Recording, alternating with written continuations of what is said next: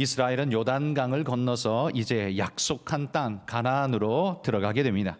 그런데 그 강을 건너 들어가는 시기가 참 묘합니다.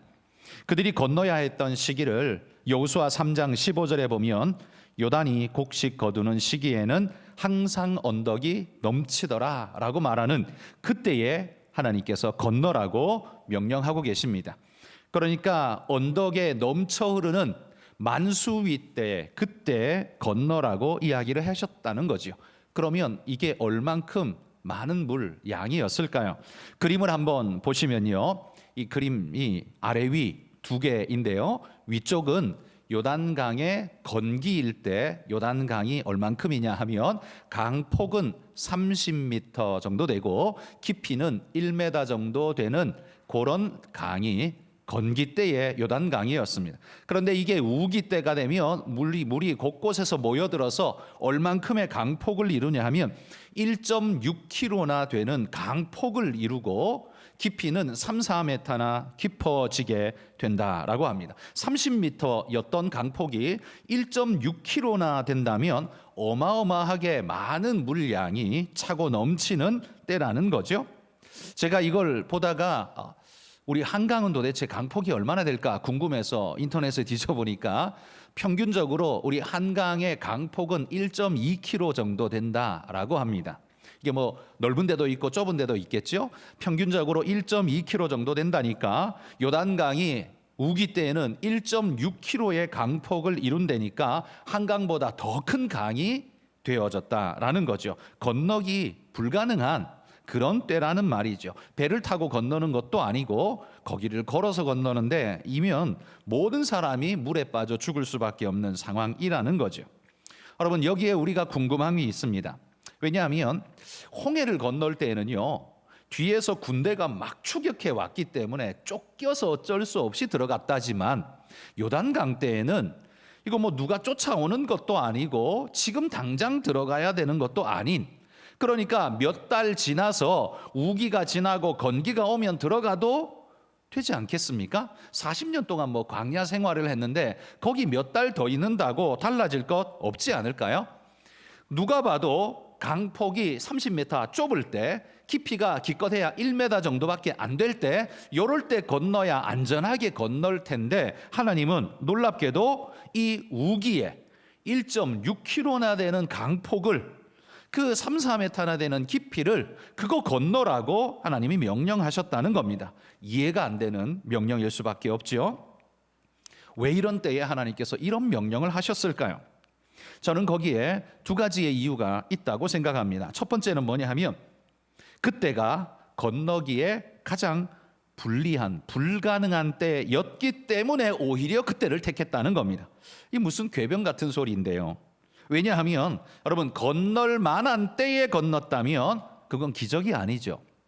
아마도 서로가 강 건넌 다음에 아이고 수고했다, 이거 뭐 30m 되는 1m 깊이 되는 거 그래도 위험하기는 했지만 그래도 잘 건넜다, 이렇게 하고 그냥 서로 손 털고 지나갈 만한 일이 될 겁니다. 불가능한 일이 아니라는 거죠.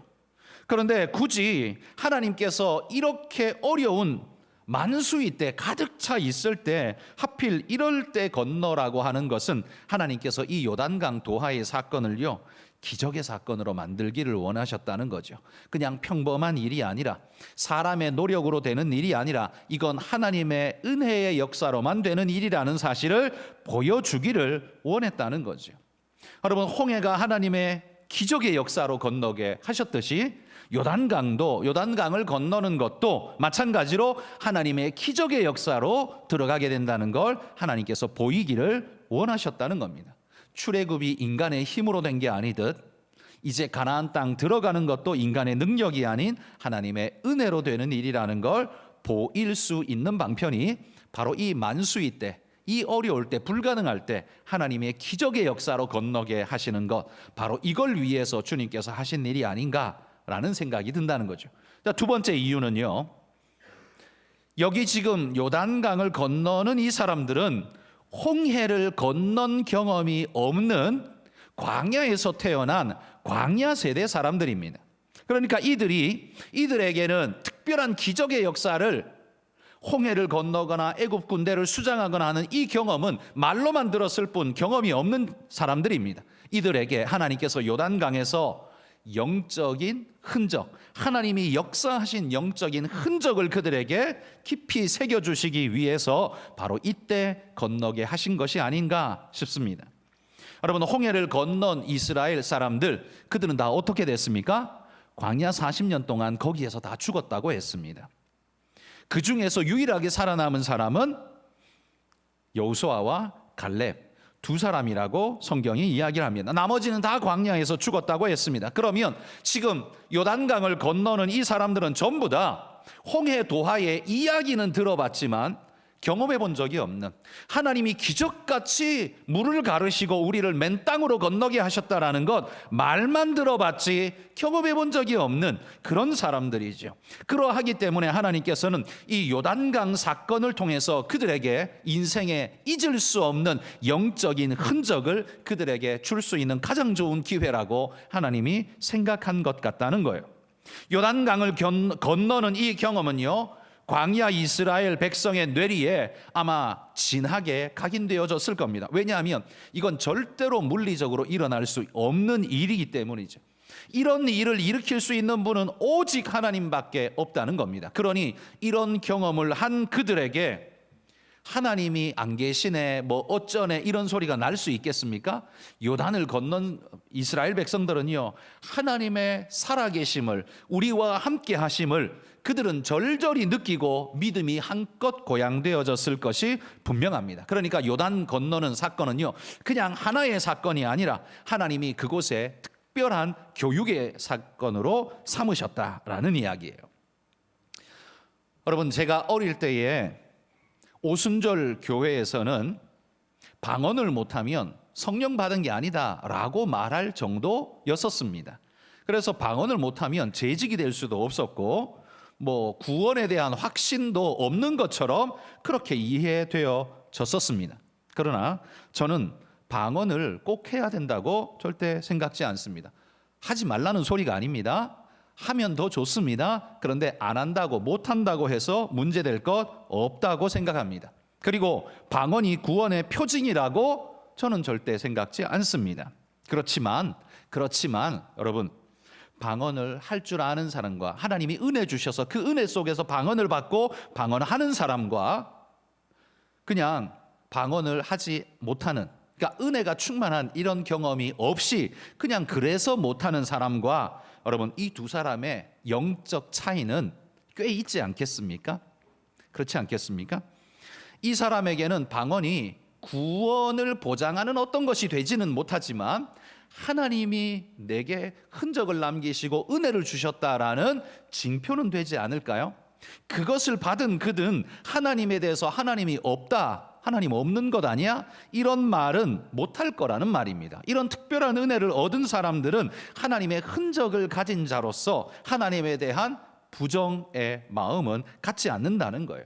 그게 이 흔적이 가지고 있는 유용성입니다. 그런데 이런 흔적이 전혀 없는 사람은 어떨까요? 여러분, 일명 카더라 신앙만 가지고 있는 사람, 이런 사람들은 유혹과 문제 앞에서 오래 버티지를 못할 겁니다. 그러니까 신앙의 영적 경험을 직접 해본 게 아니라 그냥 그런 경험은 한 번도 해본 적이 없고 그냥 우리 어머니가 그러는데 그랬대, 우리 아버지가 그러는데 그랬대, 이렇게만 하는 사람, 자신은 영적 경험을 한 번도 해본 적이 없는 사람은 유혹과 문제 앞에 아마 힘없이 무너지는 일들이 아마 많을 겁니다. 여러분, 우리가 철봉에 턱걸이를 한다고 생각을 해보십시오. 턱걸이 한다고 매달려 보면 운동을 열심히 하지 않은 사람은, 훈련하지 않은 사람은 근육이 없어서요, 이게 턱 밑에까지 이거 당겨 올리기에 이게 불가능합니다. 그러다 보니 어떻게 해요? 대롱대롱 매달려서 욕만 쓰다가 몇 초 후에 툭 떨어지고 말죠. 왜 그렇겠습니까? 근육이 아직 거기 그렇게 발달되지 못했기 때문에 몸을 지탱을 못하는 겁니다. 그런데 날마다 매일매일 운동하는, 턱걸이 하는 사람은 어떨까요? 그 사람은요, 어려움 없이 그냥 쑥쑥 자기 몸을 당겨 올려서 턱걸이를 할 겁니다. 차이가 뭡니까? 이 팔 근육이 발달된 사람과 되지 못한, 훈련되지 못한 사람의 차이일 거라는 말이죠. 여러분, 인생에 문제가 주어질 때 영적으로 훈련되고 영적 근육이 마련된 사람은 유혹과 문제 앞에서 넉넉히 이겨내는 힘이 작동될 겁니다. 그런데 이런 영적 훈련이 되지 않은 사람은 어떻게 해요? 문제가 주어지면요, 그냥 이겨내야지 하고 대롱대롱대롱 욕만 쓰다가 어떻게 못하고 털썩 주저앉는 일들이 벌어지게 된다는 거죠. 시험에 빠지거나 마음이 어렵거나 무너지거나 하는 일들을 경험할 수밖에 없는 거죠.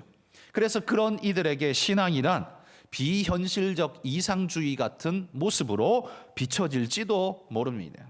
여러분, 신앙은 비현실적 이상주의가 아닙니다.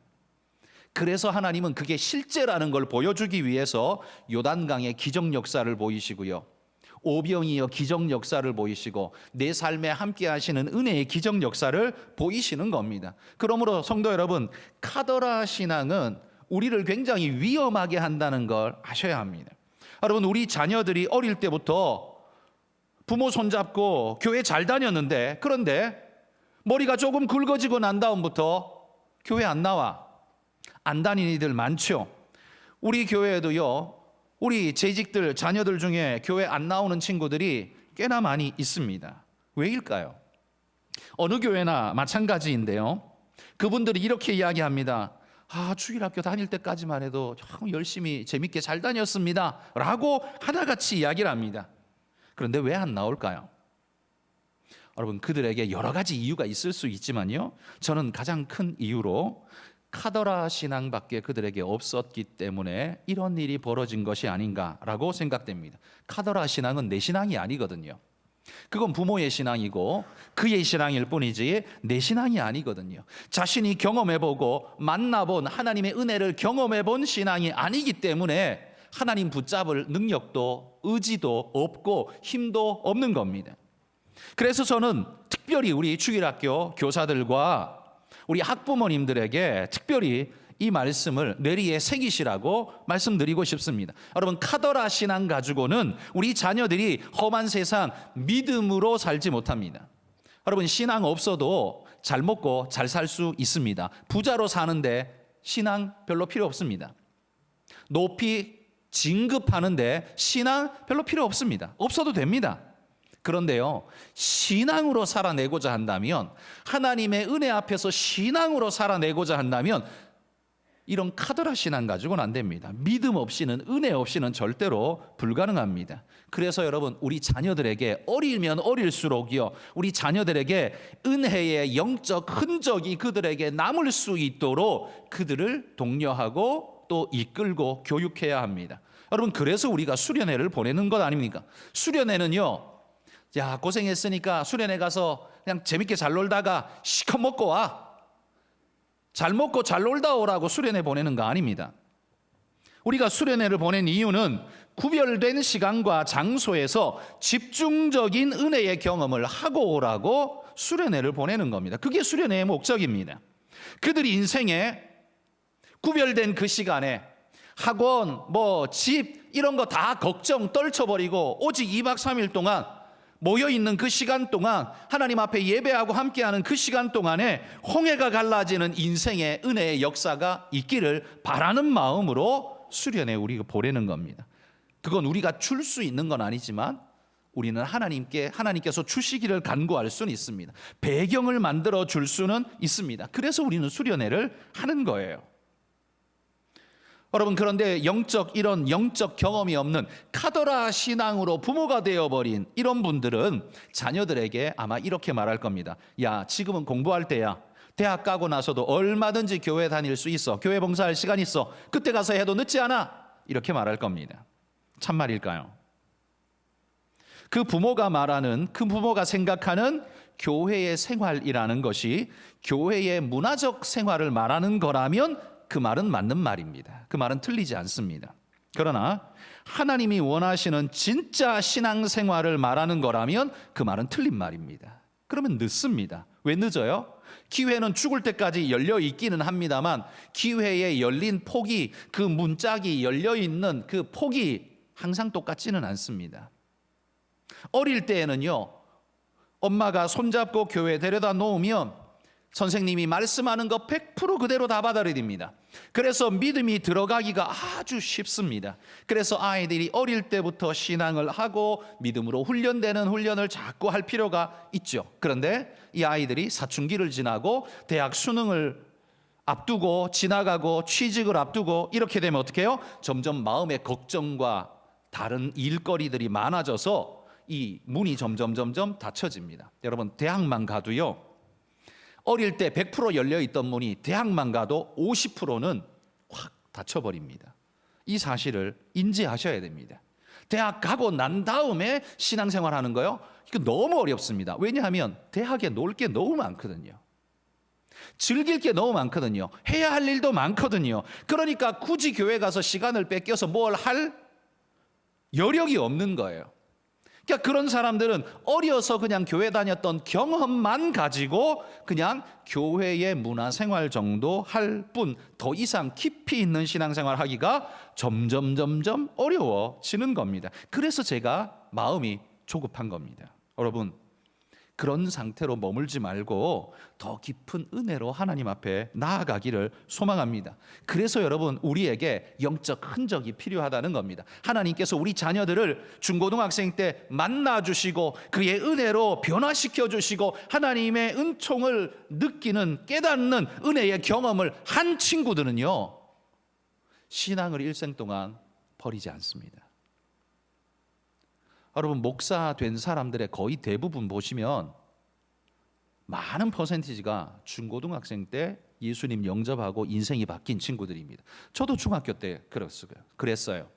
대학교 때 바뀐 사람들도 있죠. 그런데 많은 부분은요, 주일학교, 특별히 중고등학교 때 바뀐 분들이 목회자 되는 케이스가 굉장히 많습니다. 왜? 하나님의 은혜로 살겠다는 결심이 그때 확실하게 세워지기 때문입니다. 근데 세상을 많이 경험하고 하고 난 다음에는요, 계산할 게 너무 많아, 아는 것도 너무 많아. 그래서 오히려 하나님 앞에 자기를 드리고 헌신하는 게 점점 더 그리 쉬운 일이 되지 못하는 겁니다. 여러분, 우리 안에 영적 흔적이 깊이 남아질 수 있기를 바랍니다. 요단강 건너는 기적의 역사를 하나님이 남기기를 원하시는 것처럼 우리 성도들의 삶에, 우리 자녀들의 삶에 영적 흔적이 남을 수 있도록 여러분 그렇게 인도하시고 기도하시고 가이드하시기를 축복합니다. 자, 이렇게 요단강을 건넌 이스라엘에게요, 하나님께서 새로운 명령을 주셨습니다. 3절에 보면 이렇게 말합니다. 요단강 가운데 제사장들의 발이 굳게 선 그곳에서 돌 12를 택하여 그것을 가져다가 오늘 밤 너희가 유숙할 그곳에 두게 하라, 이렇게 말합니다. 왜 돌 12를 택하라는 겁니까? 기념비를 세우기 위해서입니다. 요단강을 건넌 후에 기념비를 세우라? 이건 우리 주님이 하셨던 오른손이 하는 일을 왼손이 모르게 하라는 말과 위배되는 일 아니야? 라는 생각, 혹시 그런 질문 드시지 않습니까? 여러분, 주님이 기념비를 세우라는 이 말은요, 자랑하라는 말이 아닙니다. 자랑용이 아니라 교육용 기념비를 세우라는 말입니다. 여러분, 구약에 기념비를 세운 사람이 또 나오는데, 사울 왕이 하나님의 명령에 의해 아말렉을 진멸하러 갔다가 그 명령을 수행한 다음에 돌아오는 길에 시키지도 않은 일을 했습니다. 자기를 위해 기념비를 세웠어요. 사무엘상 15장 12절 읽어봅시다.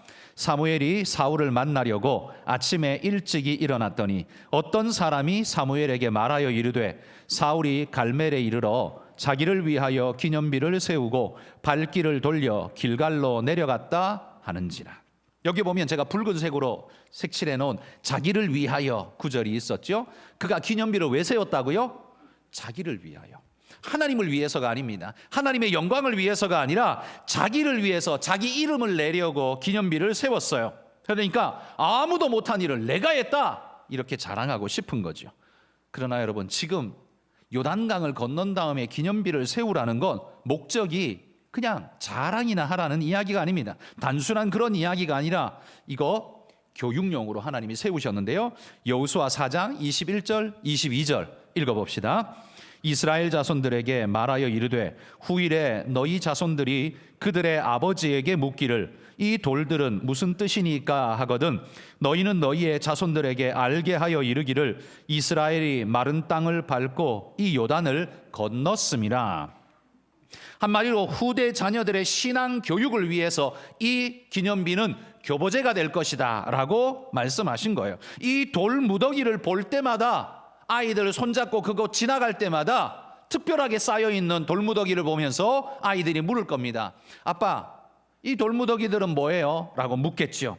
그때 너희는 그 돌무더기 교부제로 삼아 말해주라는 겁니다.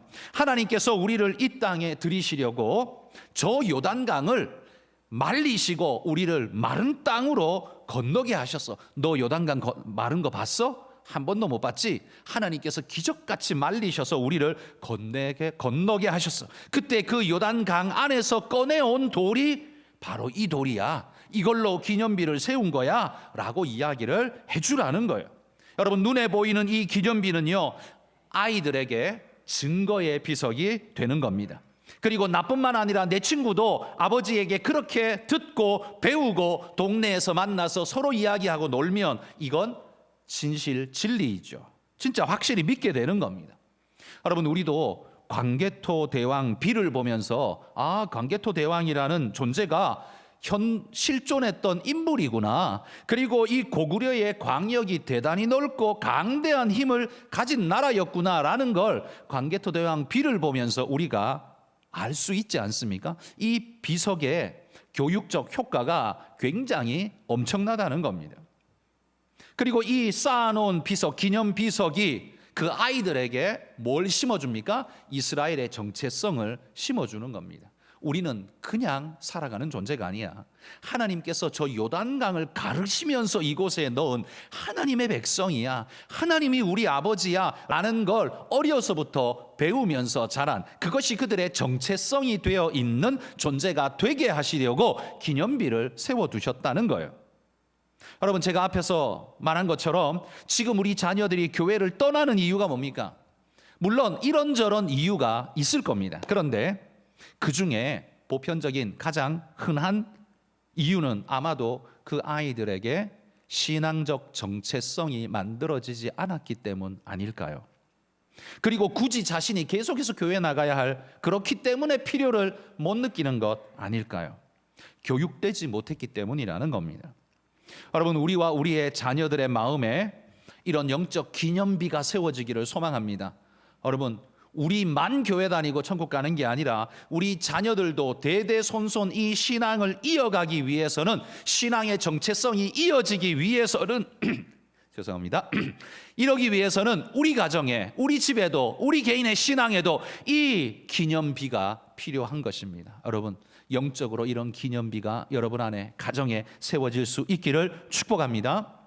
자, 그러면 세 번째로요, 우리가 생각해 봐야 할 게 있습니다. 첫 번째가 뭐였습니까?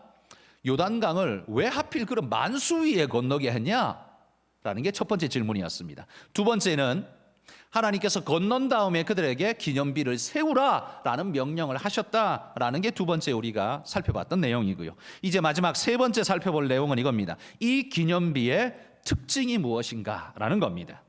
그 특징 역시 두 가지가 있습니다. 첫 번째는요, 그 기념비는 그 역사의 현장에 있는 그 돌로만 세워져야 한다는 것이 이 기념비의 특징이었습니다. 여러분, 기념비 세울 때요, 이 산 저 산에서 아무 돌이나 가져와 가지고 그냥 떡 세워놓고 이게 그거야 이렇게 말하면 의미가 퇴색되죠. 그래서 하나님이 말하는 겁니다. 3절에 이렇게 말했어요. 요단강 가운데 제사장들의 발이 굳게 선 그곳에서 돌 12를 택하여 오라고 말합니다. 여러분, 요단강 제사장이 발이 머물러 선 그곳이 어디입니까? 제사장들이 제일 먼저 요단강에 들어갔죠? 그리고 제일 먼저 쑥 빠져나간 게 아닙니다. 제사장들이 언약궤를 메고 요단강에 들어가서 요단강 한가운데 계속 서 있었습니다. 그리고는 이스라엘 백성이 다 지나가도록 계속 서 있었습니다. 그리고 다 지나가고 난 다음에 언약궤가 마지막으로 건너오자 물이 다시 흐르기 시작했습니다. 그러니까 제사장이 서 있었던 그 자리는요, 요단강 한가운데입니다. 거기에서 돌을 가져다가 기념비를 세우라는 거예요. 여러분, 그 물속에 수십 년, 수백 년 있었던 그 돌덩어리를, 뭐 주먹만한 이런 돌 아니겠죠? 비석을 세우려면 적어도 사람 머리통만한 이런 큼직큼직한 돌을 꺼내왔겠죠? 이런 큼직한 돌 꺼내놓으면 티가 나죠? 물이끼가 잔뜩 끼어 있을 것이며 아마 그런 비린내도 비릿하게 났을지 모릅니다. 그런 돌들로 쌓아놓은 비석은 눈에 띌 수밖에 없었을 겁니다. 아무 데서나 가지고 온 돌이 아니라 하나님의 역사의 현장에서 가지고 온 그 돌로 기념비를 세우라고 지금 말씀하고 있는 겁니다. 여러분, 손흥민 선수가 이 경기하는 경기장, 저는 뭐 가본 적이 없습니다만 TV로 보면 사람들이 게임 끝나고 난 다음에 그 손흥민 선수가 입었던 유니폼을 달라고, 그거 달라고 막 소리 지르고 손 벌리는 모습을 봅니다. 그 왜 남의 옷 땀내 나는 그 냄새 나는 옷을 그거 왜 달라 그래요? 왜입니까? 의미가 깊기 때문에 그렇습니다. 사실 손흥민이라고 찍혀 있는 유니폼은요, 그냥 돈 주고 살 수 있습니다. 어디에선가 공장에서 찍어내 만들어냈을 것이니 살 수 있습니다. 값이 얼마인지 모르지만 그냥 10만 원이라고 쳐봅시다. 여러분, 공장에서 나온 유니폼 10만 원 주면 살 수 있습니다. 그러나 그건 공장에서 찍어 나온 그냥 섬유일 뿐이지, 옷일 뿐이지. 그러나 경기장에서 손흥민 선수가 직접 입고 땀 흘리며 뛰며 그라운드를 누비며 골을 넣었던 그 옷은 어때요? 그 경기의 모든 의미가, 손흥민이라는 존재의 의미가 그 옷에 녹아내려 있는, 가치 있는 옷이 되는 거죠. 그래서 그 옷은 나중에 경품으로 팔리면, 경매로 팔리면 얼마가 돼요? 그게 수백만 원이 되고 나중에 진짜 유명한, 엄청 유명한 사람이 되면 수천만 원이 될 수도 있겠죠. 그 땀내 나는 옷이요. 그게 왜 그렇습니까? 이게 그냥 옷이 아니잖아요. 이건 의미이기 때문에 그렇습니다. 그게 의미가 그 안에 녹아 있기 때문에 그렇습니다. 공장에서 나온 손흥민이라고 찍혀 있는 그 옷은 손흥민하고 상관없습니다. 그냥 이름만 찍혀 있을 뿐이에요. 그러나 그라운드에서 누볐던 그 옷은 오로지 손흥민 선수의 유일한 것입니다. 그래서 의미가 가득한 거예요. 하나님께서 왜 그 요단강 역사의 현장에 있는 돌로만 지으라고 해요? 그게 의미이기 때문입니다. 그게 의미이기 때문이에요. 여러분, 우리가 단기 선교를 가서 그곳에 가서 뭐 합니까? 그곳에서도 예배해요. 아니, 여기서 예배하나 거기서 예배하나 어차피 똑같은데 뭐하러 그까지 돈 들여서 가? 라고 말할지 모르지만 여러분, 단기 선교를 가보신 분들은 느끼실 겁니다. 거기에서 그 나라 사람들이 자기 나라 언어로 찬양하는데 우리와 함께 영적으로 교감하면서 하나님이 주시는 은혜를 누리면서 예배하는 그 예배가 얼마나 감격스럽고 우리에게 큰 도전이 되는지 모릅니다. 그건 오직 그 현장에 가본 사람만이 아는 유일한 은혜이죠. 그냥 예배당에서 편안하게 앉아서 예배 드릴 때는 몰랐는데 선교 현장에 가서 그들과 함께 예배하면서 느끼는 그 예배는요, 완전히 남다른 은혜의 예배인 거예요. 오직 그 현장에서만 줄 수 있는 은혜인 거죠. 그 은혜의 자리에 있기에 여러분, 그 은혜의 자리에 있는 것을 사모하는 것이 여러분 얼마나 축복된 일인지 모릅니다. 예배의 현장에서 얻는 그 은혜의 기쁨과 눈물은요, 영화 보면서 감동되어서 찔끔 흘리는 눈물하고는 차원이 다를 겁니다. 영화 보면서 찔끔 흘리는 눈물은 내 감정의 표피에서 흘러내리는 눈물이겠지만 내가 하나님 예배 속의 은혜 속에서 흘리는 눈물은요, 그 감정이 아니라 더 깊은 영성 깊은 곳에서 우러나오는 진짜의 눈물이 될 것이기 때문에 그렇습니다. 눈물도 같은 가치가 있는 게 아니라는 거죠. 저는 담임 목사로서 우리 성도님들께 이렇게 권면드립니다. 은혜의 현장에서 얻은 그 기념비가 여러분 안에 차곡차곡 쌓여 기념비가 되기를 축복합니다. 그런 게 가득 있으시기를 축복합니다. 여러분, 우리 신앙엔 그런 게 있어야 돼요. 하나님의 역사의 현장에서 이런 은혜의 흔적들이 여러분 삶에, 여러분 자녀들의 심령 속에도 차곡차곡 쌓여서 나중에 힘들 때, 어려울 때, 그때에도 돌아보며 그 비석을 보며 그 기념비를 보며 다시 한번 돌이키는 은혜가 있는 그런 여러분이 되시기를 축복합니다. 여러분, 기념비의 첫 번째 특징 뭐라고요? 그 현장에 있는 돌이어야만 한다라고 했습니다. 두 번째, 이 기념비의 특징은요, 이 기념비는 아무데나 세우는 게 아니라 하나님이 명하시는 자리에 세우라고 말씀합니다. 하나님께서 요단강 아래에 있던 이 기념돌을 취하여서 어디다가 세우라고 했을까요? 여러분, 기념비는 어디다가 세웠을까요? 한 군데 세웠을까요? 두 군데 세웠을까요? 두 군데 세웠습니다. 첫 번째, 9절에 보십시오. 9절에 보면 이렇게 말해요. 요단 가운데 곧 언약궤를 맨 제사장들의 발이 선 곳에 12돌을 세웠더니 라고 말합니다. 그러니까 첫 번째 기념비는 어디예요? 요단강 한가운데다가 세워놨어요. 그러니까 언약궤를 들고 있을 때 물이 끊겨 있으니까 거기다가 돌을 쌓아 기념비석을 만든 거예요. 그리고는 아니, 언약궤 메고 다시 나와버리면 어떡합니까? 물이 다시 흐르면 물속에 잠겨버릴 텐데, 물에 잠겨버리면 그거 무슨 의미가 있습니까? 그건 누가 본다고? 물고기가 기념을 볼 것도 아니고. 그 물에 잠겨버리면 아무 의미 없지 않나요? 여러분, 내 눈에 안 보인다고 의미가 사라지는 건 아닙니다. 하나님이 보고 계시고, 그리고 여러분, 이스라엘 백성 아이들 중에, 청소년 애들 중에 이런 이야기를 들은 애들은 분명히 호기심이 발동해서요, 수영 잘하는 애들은 야, 거기 있나 한번 가보자. 그 만수이 때는 못해도 이 건기에 야, 진짜 그 안에 가면 기념비 있나 한번 가보자 아마 했을 것 같아요. 저 같으면 그렇게 했을 것 같아요. 그리고는 숨 꾹 참고 잠수에 들어가 보니까 진짜 돌탑이 쌓여 있네, 기념 비석이 쌓여 있네. 그리고 나와서 뭐라 그래요? 야, 있다 진짜 있네, 기념 비석이 저기 안에 진짜 있어. 아마 이렇게 말했을 겁니다. 여러분, 이게 요단강 도하의 사건이 거짓말이 아니라는 걸 증명해 주는 것 되지 않겠습니까? 여러분, 그렇게 강물이 넘쳐 흐르는데 거기다가 어떻게 정교하게 제단을 잘 쌓을 수 있겠습니까? 숨 꾹 참고 들어가서 그 무거운 돌을 낑낑대면서 어떻게 쌓겠어요? 그걸 쌓았다는 것, 그건 물이 끊어졌었다라는 증거라는 거예요. 그러니까 그걸 보는 아이들마다 야, 이거 진짜 물이 끊어졌었네, 이게 허풍이 아니네 라는 걸 깨닫게 될 거라는 겁니다. 그래서 그게 기념비가 보이지 않지만 그 속에서도 역사되어지고 있는 거예요. 여러분, 여러분의 신앙에 흔적을 남기시되 다른 사람들이 보지 못하고 알지 못한다고 해서 의미 없는 일인 것처럼 생각하지 마시기를 바랍니다. 그래서 그런 흔적은 필요도 없고 쓸모도 없다라고 생각하지 마십시오. 그 기념비는요, 오직 여러분이 하나님 앞에 순종했다라는 증거로 계속적으로 역사되어질 겁니다. 그리고 하나님이 그걸 기억하실 겁니다. 그리고 내가 내 자녀에게 그 흔적을 교육하고 가르칠 수 있을 겁니다. 그런데 그래서 여러분이 그런 은혜 받은 그 자리, 그 은혜 받은 자리에 하나님께서 그 자리에 기념비를 세우라라고 말씀하시는 것처럼 여러분이 은혜 받으면요, 그 자리에 하나님의 기념비를 세우십시오. 어떻게, 무슨 돌로 세울까?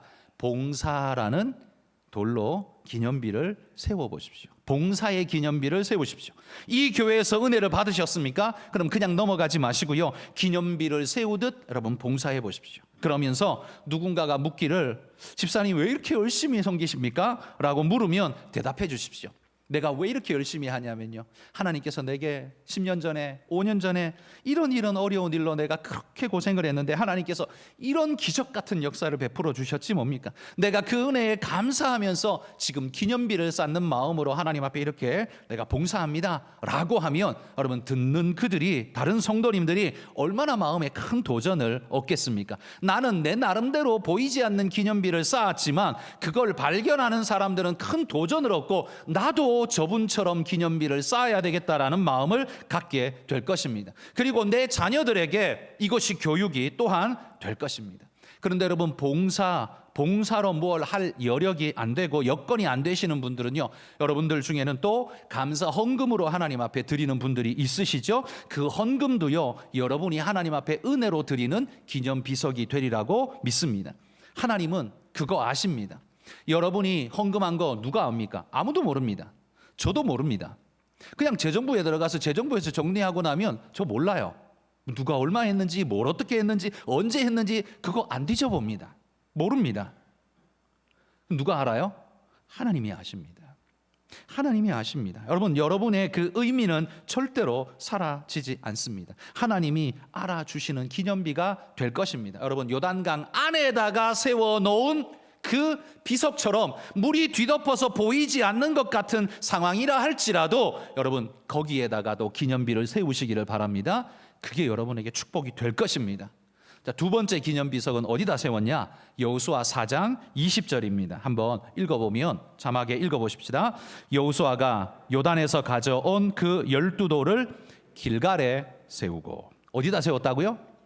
길갈에 세웠다고 말합니다. 요단강을 건넌 이스라엘이요, 제일 먼저 모여서 진을 치고 야영한 곳, 거기가 어디냐면 길갈입니다.